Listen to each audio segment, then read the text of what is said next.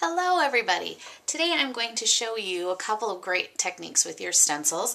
One technique is going to be how to stamp through your stencils, and the other technique is using your watercolor pencils through your stencils. The combination worked out really well together when I was experimenting, so I'm excited to show you. And where I ended up experimenting, and it worked out really well, was on this flower here. And I love the way it turned out. Let me show you what I did. I took a piece of cardstock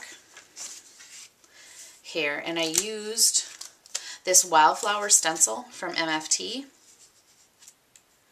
and then I used this sentiment, hopefully you can see that if I set it down, this Thinking of You sentiment. It's from a stamp set also called Wildflowers. They coordinate together, and I used that Thinking of You. I thought it'd be really neat to try and stamp that sentiment through this flower image.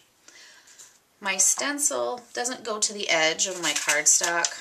I'm going to grab a couple of Post-it notes and cover up that edge just so as I'm stamping I'm not going to go over the edge and stamp on my project.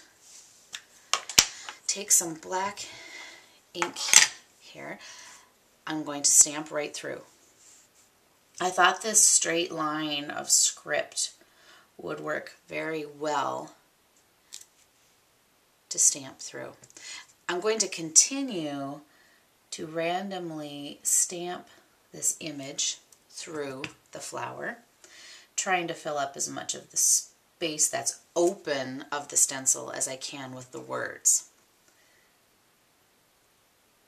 If it slides on your stencil, because it is a slippery surface, don't worry too much, as long as you keep it steady through the image. I just think this is so neat. Still working my way down, trying to fill in the spaces. I'm going to lean over and take a look here. Drop one more here. I loved how the stamp was able to go through this stencil. Not all stencils are thin enough to stamp through, so make sure that you check before you start your project, but the MFT ones are thin enough to go through. To lift it up, and there I have sentiment stamped through. It's not impressive looking, and I was a little disappointed the first time I did it, and I thought, well, what can I do to make this look more like a flower? And that's when my watercolor pencils came into play. I'm going to use a baby wipe to clean off the stencil. Make sure that when you're doing something like this, a project where you're going to use the stencil again, check that the ink or paint or paste or whatever you're using is off of both sides of the stencil. You'd hate to set it down and get a smudge from the back side on your project.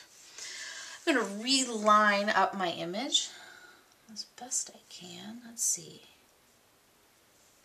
Get the tilt in there. That looks pretty good.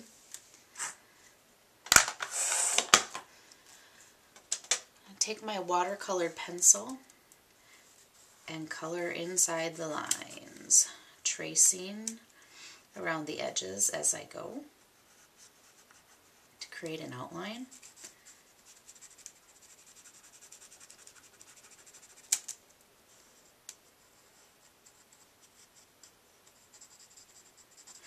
If you wanted, you could take a paintbrush or a water brush and pick the color off of the end of your pencil and do this. I wanted a more defined look to my image, so I chose to do it this way. Go up into the stem. Gonna do a lighter color of green. So I love how these pencils work together and blend together. It's gonna add a very nice depth to what we're doing.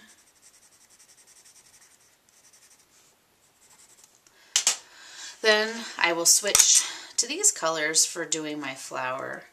I thought this flower kind of looked like a poppy. It needed to be red. Well, and red's my favorite color, so of course I'm going to grab red. You don't have to push very hard with these. They are very intense with color. Add some more color. I chose a purpley color that had a pink pinkish tone to it, a red tone. I thought it would blend nicely with the red. And then I'm going to add a deep purple to the very base. My image is colored. I don't like the way the red looks. I'm going to add more. I want it to be strong. Leaving the stencil in place, I'm going to use a water brush. I really like water brushes. You have the control of the tip. How these work is you can take the top off. You stick this end into a container of water, squeeze it, and the end will fill up the reservoir. Then, as you're working with it, if you need more water, you can push to create more water flow. For this technique, you don't want a lot of water because you're trying to keep the image within the stencil. A little bleeding is great because it's still going to keep that watercolor look. So I'm going to refrain from squeezing too much. And I've already got a little bit of water coming out. If it's coming out too much, just set it on I have a paper towel off to the edge here to catch my extra water. I'm just going to kind of keep dabbing it off because I don't want too much water flowing through here. Too much water is going to make my image too loose. There you can see the blending. Then I'm going to clean the brush off on my paper towel over here and go and do the flower. Ooh, I love this. I love how this looks. Get the purple, move that around.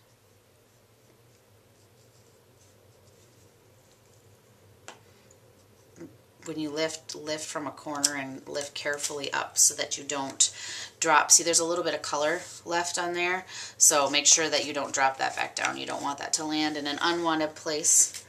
And there we have our beautiful watercolor and stamped image. You could take this one step farther if you want. Here is one of the images I made earlier, and you can see I used too much water. Not happy about that. Didn't like the way it ran, so I did it again. I'm going to clean the color off my stencil, again making sure to check the front and back so I don't get color where I don't want it. This time I'm going to use a basic ink. I'm going to use a Grout Grey. This is a dye-based ink. And I use an ink applicator. I'm going to go back with my Post-it notes. I want to protect the edges around my image so that I don't get stuff in places I don't want it. I've done that many times before.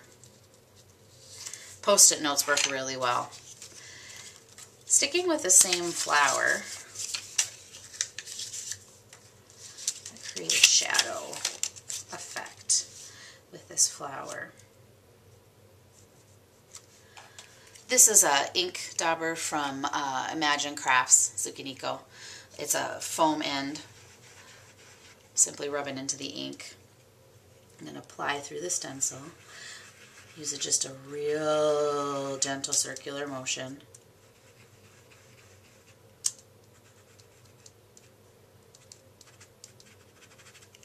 There we go. Making sure that I have the ink where I want it. And let's see, I'm going to move my masks so I can see. And maybe I'll add one sticking out about right here. Just use my ink applicator, gentle circular motion. The harder you push, the more ink you're going to get to keep this soft.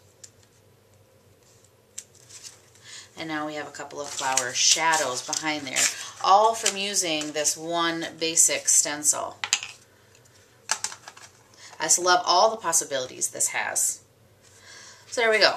Watercolored image with our stencil, stamped through with our stencil to create a really gorgeous focal point for our card. Have fun playing with your stencils.